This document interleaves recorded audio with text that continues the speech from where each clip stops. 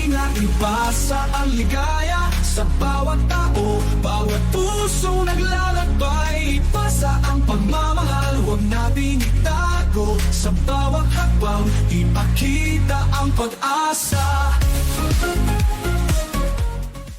Isang magandang gabi po sa atin pong mga kakalinga at sa atin pong mga taga-subaybay. Narito muli tayo sa panibagong episode ng Kalinga at Paring Legal. Siyempre kasama pa rin ang ating kaibigan at kasangga, Attorney Benj Sico. Magandang gabi sa iyo, Attorney Benj. Good evening din naman sa iyo, Miss O. And syempre, good evening to all our viewers na ngayon ay Hi, nakasubaybay good sa atin sa gabing ito.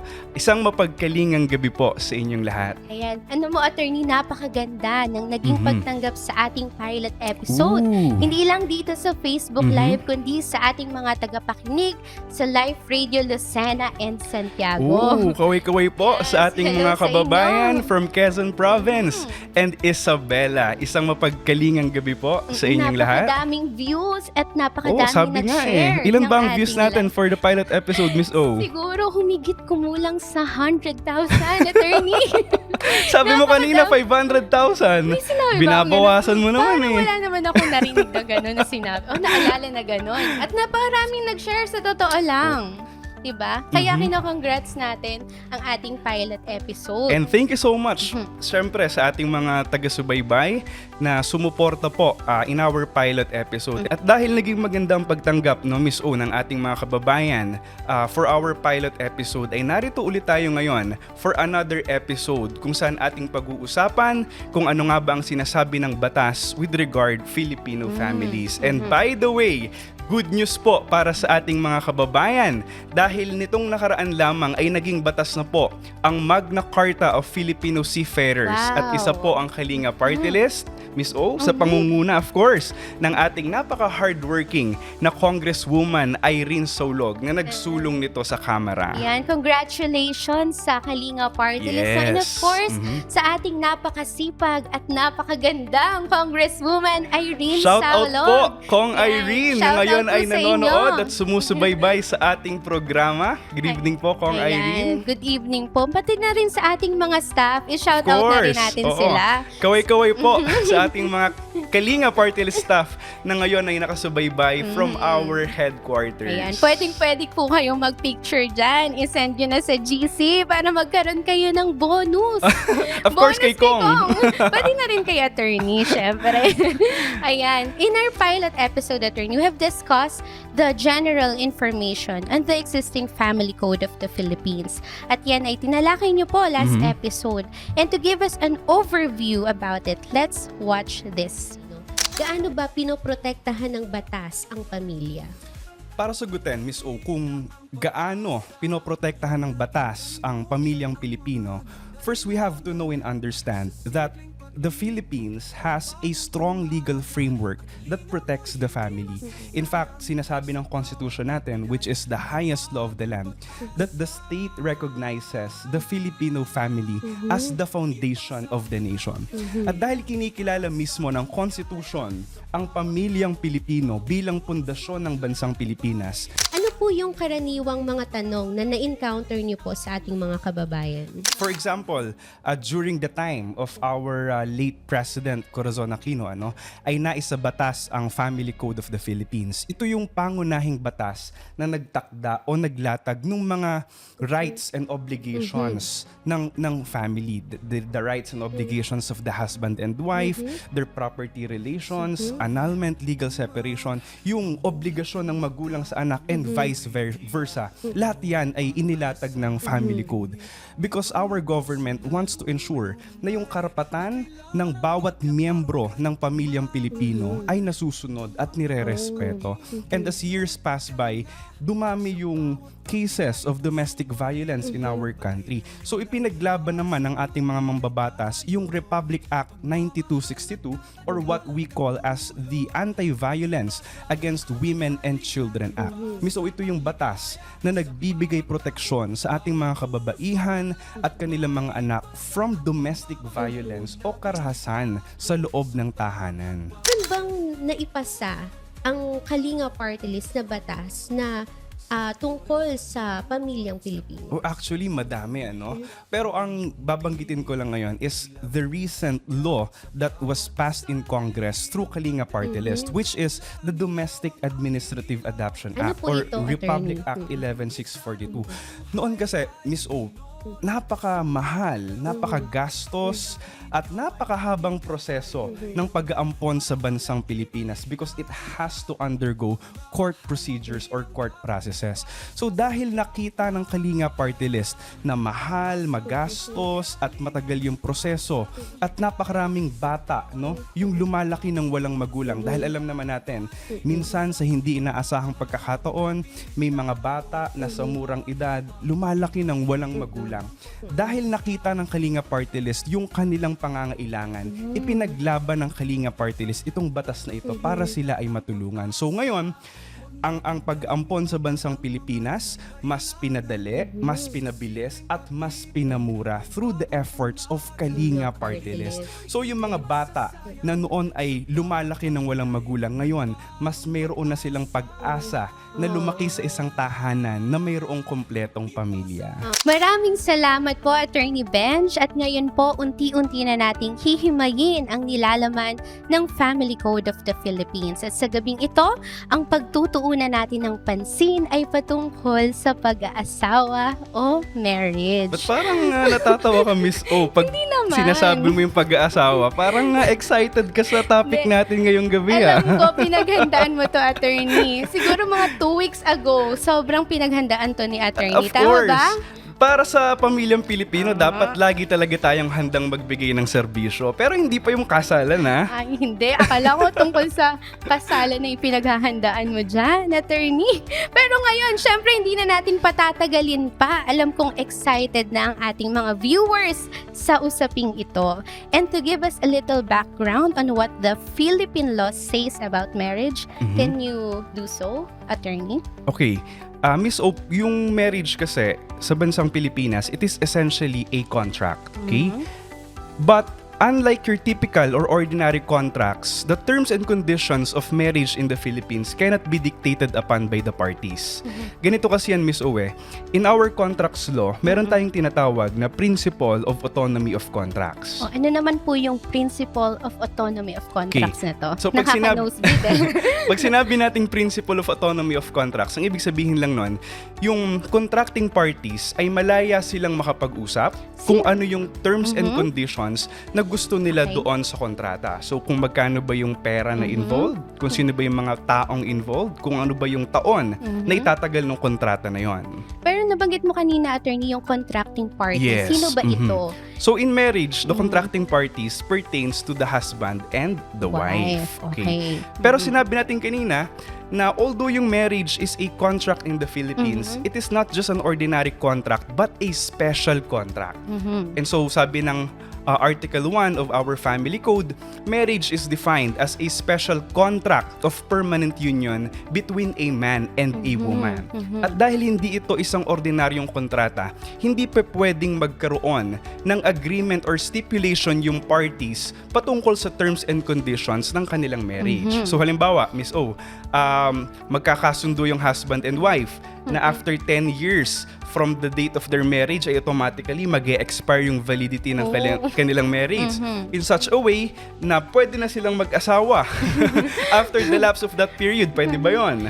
Hindi. Kasi based dun sa sinabi mo, dapat permanent union siya. At saka talagang hindi pwedeng pag-usapan ng contracting parties. Okay. Na yung ganong taon na dapat may expiration yung kasal yung... Because the terms and conditions of marriage are not dictated upon by the parties but rather they are dictated by the law. So batas mismo ang nagsasabi ano ba yung mga bagay na pwede mong gawin at mga bagay na hindi mo pwedeng gawin sa marriage. And ba't po naging ganito yung policy ng batas? Okay, dahil kinikilala mismo ng Philippine Constitution na ang pamilyang Pilipino, yan ang pundasyon ng bansang Pilipinas. And since the family is the foundation of the nation, the state is mandated to protect the family.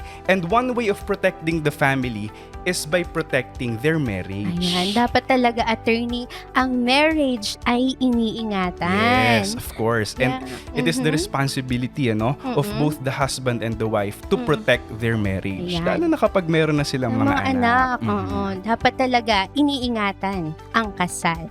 Ngayon, speaking of marriage, attorney, narito na po ang ilan sa mga Okay, bring it on, katanungan Miss O. ng ating mga manonood.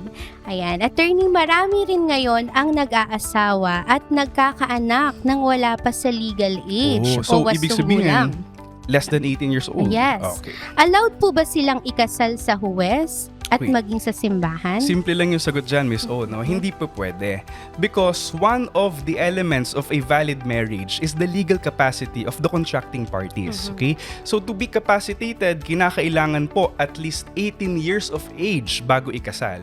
So ibig sabihin, kung ikasal man yan sa huwes o sa simbahan, regardless of the place of marriage, iisa lang po ang epekto niyan. Okay? Invalid yung kasal mo if one of the contracting parties or both of the contracting parties are less than 18 years of age at the time of marriage. Kaya mga attorney, no, kapag ka yung isang minor de edad ay sa halimbawa nabuntis siya nang wala pa sa legal age, edi maghihintay pa talaga sila ng legal age bago sila ikasal. At least 18 years of age at the time of marriage. Okay. Speaking of validity, attorney, ito pa, may nag-message pa sa atin dito. Ang sabi niya, attorney, kami po kasi ng partner ko ay nagpakasal sa US kung saan legal ang same-sex marriage. Okay. Pagdating po ba dito sa Pilipinas, tatanggapin ang kasal namin or i-recognize po ba ito ng batas? Okay. So, magandang tanong yan, kasi marami sa ating mga kababayan ang siguradong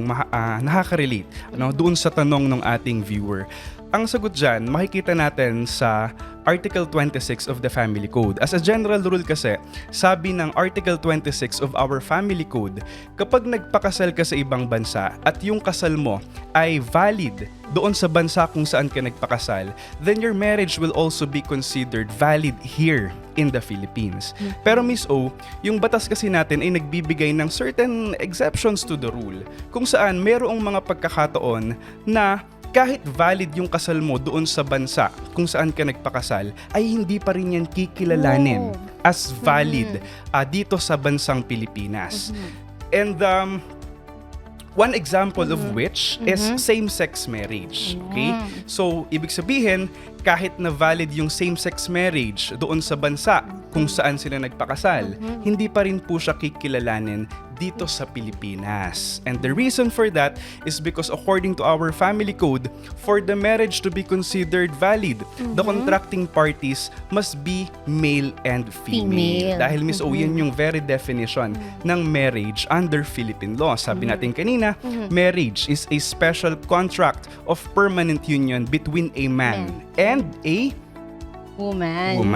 Okay, so ibig sabihin, kung nagpakasal ka sa kapwa mo lalaki sa bansa na valid yung same-sex marriage, unfortunately po, para po sa ating viewer, hindi po siya kikilalanin dito sa Pilipinas. So dahil hindi siya kinikilala sa Pilipinas, hindi mo po siya pwedeng iparehistro sa ating Philippine Civil Registry. Paano naman, attorney, kung nagpa-sex reassignment surgery? Ibig sabihin parang nagpapalit yung male into female. Okay. Kikilalanin ba siyang female sa ating batas? Okay, so you mean nagpapalit ng private organ, yung male to female or female to male? At Vice kung versa. ano ba yung epekto nito sa batas? Kung pwede ba siyang ma-register as female or male dito sa Pilipinas? Miss O, that was actually discussed by our Supreme Court in the landmark case of Silverio versus Republic. Now, kung saan sinabi ng Supreme Court na sa bansang Pilipinas, walang batas na kumikilala sa sex reassignment. So sabi ng Supreme Court natin, yung gender of a Filipino is determined at birth by merely examining the genitals of the infant. So ibig sabihin, you can determine the gender of a person simply by looking or examining by the private organ of the infant. So pagkapanganak niya, ano ba yung nakita mo? Kapag pang lalaki, we consider him as male. Kung pang babae, we consider the child as female. So ibig sabihin, kung later on ay magpapalit ka ng sexual organ, that is not a ground for you to change your gender from male to female and vice versa. Meaning you cannot register as female if you are male at birth, even after sex reassignment. So kung gusto talaga nilang magpakasal, no, punta na lang sila sa ibang bansa na legal ang same-sex marriage. Oo, but unfortunately, it will not be recognized in Dito the sa Philippines. Pilipinas. Simply because we do not have laws, okay, that recognize the same. Okay po, attorney. Ngayon, punta na tayo sa next question, no? Ito pa yung tinatanong ng ating viewer. Halos 10 taon na po nung iniwan kami ng asawa ko. Wala kaming komunikasyon at hindi rin alam ng mga kamag-anak niya kung nasan siya o kung buhay pa siya. Sa ngayon po, meron akong ka-live-in partner at gusto ko sanang ikasal kami. Pwede po bang mapawalang bisa ang kasal namin ng dati kong asawa? Oh, alam mo naman, Miss O, ano? Napakahirap at masakit mawalan ng asawa. Lalo na kung matagal nang nawawala at hindi mo alam kung anong bang nangyari. Kasi nga, bigla na lang nawala. Ganon, para may hugot Oo, para kasing nakaka-relate ka eh. Ikaw naman. Okay. Pero alam mo, talaga mahirap talaga yun, ha? of course. Sa magjowa pa nga lang, masakit na, lalo na asawa. Bigla na lang nawala. Pero alam mo, Miss O, may solusyon ng batas sa ganitong mga pangyayari o sitwasyon. So under our family code, maaaring magkaroon ng tinatawag na judicial declaration of presumptive death for the purpose of contracting another or subsequent marriage. Sabi kasi ng Article 41 ng Family Code of the Philippines, if a spouse has been absent for 4 consecutive years, ibig sabihin, 4 na taon nang nawawala yung asawa mo, and the spouse present has a well-founded belief that the absent spouse was already dead. Ibig sabihin, base sa mga pangyayari, sa paglipas ng mga taon, sa yung pagsasaliksik, ay masasabi mong patay na. Okay? Yung nawawala mong asawa. Then sabi ng family code natin, you can file a summary proceeding so that the court may declare your absent spouse presumptively dead for purposes of remarriage. Kung magpapasa po siya nito, attorney, ano po yung mga requirements? Okay. So para maliwanagan yung ating tagapakinig at yung nagtanong sa atin, ano nga ba yung mga dapat nating gawin? So ulitin po natin, una, dapat yung asawa mo nawawala. Hindi makita, hindi matagpuan ng 4 na magkakasunod na taon. And kalawa, there must be a well-founded belief, okay, that the absent spouse is already dead. Anong ibig sabihin ng well-founded belief, attorney? Okay, so very technical kasi yung well-founded belief. So sabi ng Supreme Court, pag sinabi nating well-founded belief that the spouse is already dead, ibig sabihin, Miss O, dapat nag-exert ka ng active, diligent, and reasonable efforts to locate the absent spouse. So ibig sabihin talagang ginawa mo yung pinakamabuti para hanapin yung nawawala mong asawa. Yes. So nagtanong ka ba? Mga otoridad. Yes, nagpatulong ka ba sa otoridad para hanapin yung asawa mo? Nagtanong ka ba sa kanyang mga nearest relatives? Minsan sa nga, di ba, kanyang nagpo-post pa workplace? sa Facebook para hanapin yung Oo. nawawalang tao. So dapat talagang nag-exert ka Ng effort. reasonable, diligent, and active effort to locate the absent spouse. And after all these efforts at hindi mo pa rin nakita, doon na form, okay, yung well-founded belief that your spouse is already dead. So, nawawala siya ng 4 na taon and you have well-founded belief that the absent spouse is already dead, then the last requirement, kinakailangan mag-file po tayo ng summary proceeding sa court so that the court may declare your spouse presumptively dead. Paano naman, attorney, kung ma-declare na presumptively dead yung kanyang asawa? Tapos, naikasal ka na dun sa live-in partner mo. And then, after a while, biglang nagpakita itong asawa na hindi pa pala patay. Paano yun, attorney? Okay, grabe yung plot twist, ano? Yes, pero, parang K-drama. pero nangyayari talaga yan. At dahil nangyayari yan, Miss O, may sagot din po, okay, ang batas patungkol dyan. Kasi kung biglang magpakita yung nawawalang asawa for 4 years, dalawa yung naiisip nating possible scenarios ano? So, pwede na wala siyang gawin. Kumbaga, hayaan niya na lang yung mga pangyayari. O pwede rin naman na meron siyang gawin. At anong sinasabi ng Article 42 ng Family Code natin? yung subsequent marriage, Miss O, pwede yang ma-terminate upon the reappearance of the absent spouse. So, ibig sabihin, pag nagpakita yung absent spouse, pwedeng ma-terminate yung ikalawang kasal mo. Pero may dapat siyang gawin. Okay? May dapat siyang gawin. And sabi sa Article 42, kung gusto nung nawawalang asawa na ipa-terminate yung subsequent marriage ng asawa niya, dapat siyang mag-file ng tinatawag natin na affidavit of reappearance in the civil registry. So once ma-record yung affidavit of reappearance, Miss O, ang epekto niyan, automatically terminated na yung subsequent marriage. Ganun pala yun, attorney. Oo. Ngayon, meron pa tayong mga tanong, no? So, ini-squeeze na natin yung mga question dahil ang daming nagtatanong sa atin. Ito na po yung susunod na tanong, attorney, at medyo personal at mukhang masakit sa puso. Oo, mukhang makaka-relate ka na naman dyan, Miss O. Hindi naman. So, sabi ng ating viewer, attorney, ako po ay dapat ikakasal na sa aking partner for almost 7 years. Parang alam ko na kung anong patutunguhan yan. Okay, 7 years na silang in a relationship. Naka-ready na ang lahat. Pati bayad sa venue, maging ang lahat ay naisaayos na. Ngunit on the day of the wedding, So may mga preparations na ginawa. Okay. hindi po ako sinipot nung aking mapapangasawa. Ano po kaya ang pwede kong gawin? Meron po ba siyang obligasyon na kahit maibalik yung kalahati ng aming ginastos, pwede ko po ba siyang makasuhan? Yan ang ating tanong ng ating viewer. Okay, so yun po yung tinatawag natin sa civil law na breach of promise to marry. At yung nangyari dun sa ating viewer, ay parang kagaya nung nangyari sa isang landmark case na dinesisyonan ng ating Korte Suprema in the case of Wasmer versus Velez. Doon kasi sabi ng Supreme Court, as a general rule, mere breach of promise to marry is not an actionable wrong. So, sa madaling salita, kapag magpapakasal ka, tapos hindi ka sinipot sa araw ng kasal nyo, hindi ka pa pwedeng magsampa ng kaso. That is the general rule, okay? So ano ang reason dito?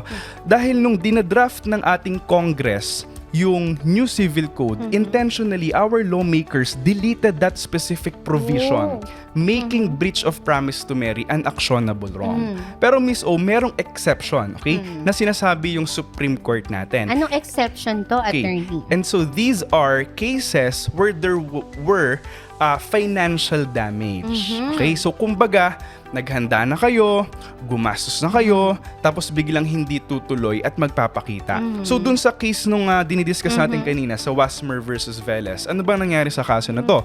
Nakapag-apply na sila ng marriage license.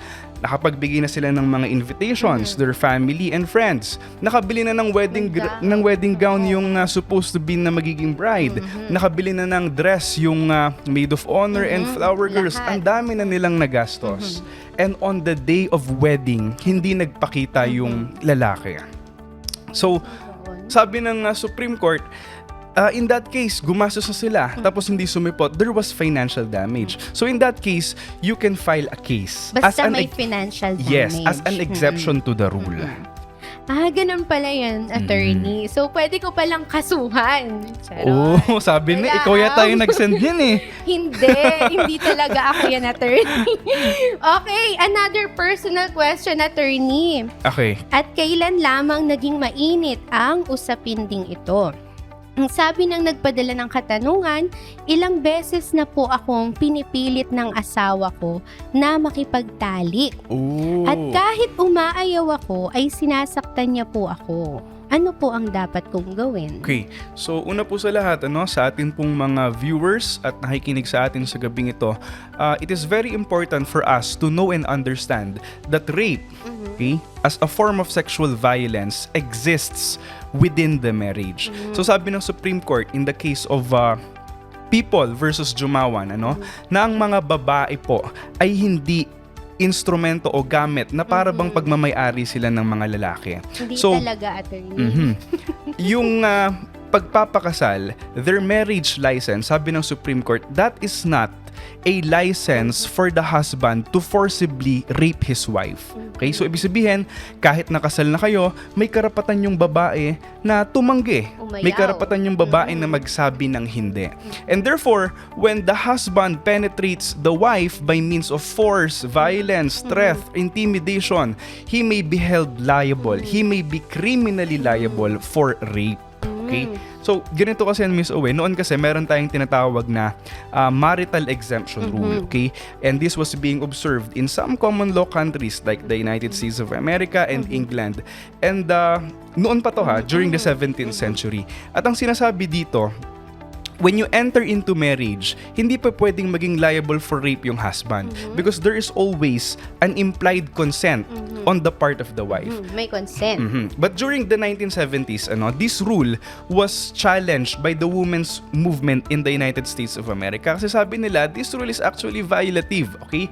Sa karapatan ng mga kababaihan. So, presently, hindi po tinuturing ng batas na parang gamit ang isang babae na pagmamay-ari ng kanyang asawa. Ang babae, Miss O, may karapatan sa kanyang sariling katawan. Yes, Mayroong dapat. karapatang magdesisyon para sa kanyang sarili.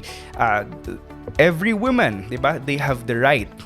She has the right to decide for herself. She has the right to refuse. At kung siya man ay pilitin at gamitan ng puwersa ng kanyang asawang lalaki, Miss O, then the husband may be held criminally liable for rape under the law. So talagang pwedeng-pwede niyang kasuhan, Yes. attorney. At nagpapasalamat tayo dahil ang Kalinga Party List ay pinaglalaban ang karapatan ng mga kababaihan. Totoo yan. Isa po ang Kalinga Party List sa mga nakikipaglaban at isinusulong ang karapatan ng mga kababaihan dito sa bansang Pilipinas. Yan. Talagang nagpapasalamat tayo sa Kalinga Party List dahil talagang dito natin mararamdaman ang Kalinga. Yes. Yan. Maraming salamat po, attorney, sa inyo pong mga kasagutan sa mga tanong ng ating viewers. Tandaan po natin na ang pag-aasawa ay hindi isang madaling bagay. Dapat talaga handa tayo pag pinasok ito. Yes, of course. Preparation is key in marriage. Yes. Napakahalaga po at sagrado po ang pagpapakasal. Yan. At alam ko pong marami pang mga katanungan ng ating viewers, no? Ang dami nga nagme-message sa atin Oo nga ngayon, eh. attorney. Kaya lang, Pero sobrang limited ng ang ating bilis ng time. oras. Ayan. Di bale, Miss O, hindi naman ito ang huling episode ng ating programa. Because next Saturday, Next Saturday. we will be having another episode of Kalinga at Payong Legal. Yan. So, marami pa pong pagkakataon para sagutin namin yung mga pinapadala ninyong katanungan. Pero ano bang topic natin next episode, Miss O? Kung ngayon, marriage attorney, next episode, legal separation and annulment naman po ang pag-uusapan natin. So, interesting po ang ating topic next episode. So, Yan. subaybayan nyo po. Yan, habang papatagal ng papatagal, nakaka-excite yung mga susunod nating pag-uusapan. O paano ba yun mga kakalinga? See you next time po dito sa ating programang nagbibigay ng libreng payo at serbisyong legal para sa pamilyang Pilipino. Ito po ang Kalinga at Payong Legal. Muli, ito po ay hatid sa atin ng Kalinga Party List. Miss O, Ang party list ng pamilyang Pilipino. See you soon po and good night! Sa bawat umaga, pagmulat ng mata, ang mundo'y tila puno ng pag-asa. Ngunit may mga pusong nalulumbay na kailangan ng pag-aaruga at pagmamahal. Damang-dama ang init ng iyong pagkalinga. Sa bawat pagbigay, puso mo'y naglalakbay. Ngayon ay oras na magbigay tayo. Pagmamahal na tatagal hanggang dulo. Ipasa ang kalinga, ipasa ang ligaya sa bawat tao, bawat puso naglalakbay. Ipasa ang pagmamahal, huwag nating itago. Sa bawat hakbang, ipakita ang pag-asa.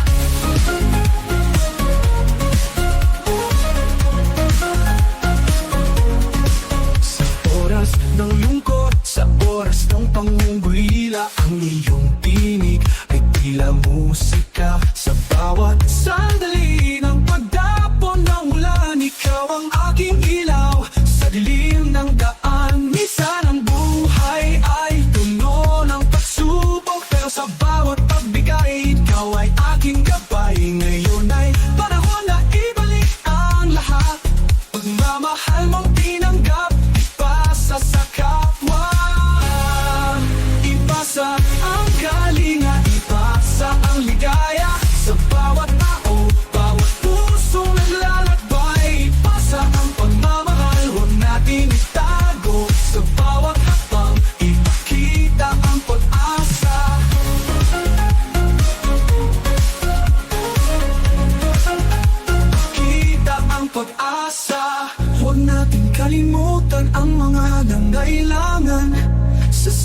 pag-ibig, may bagong umaga. Ang kalinga mo'y hindi masasayang sa bawat pagbigay.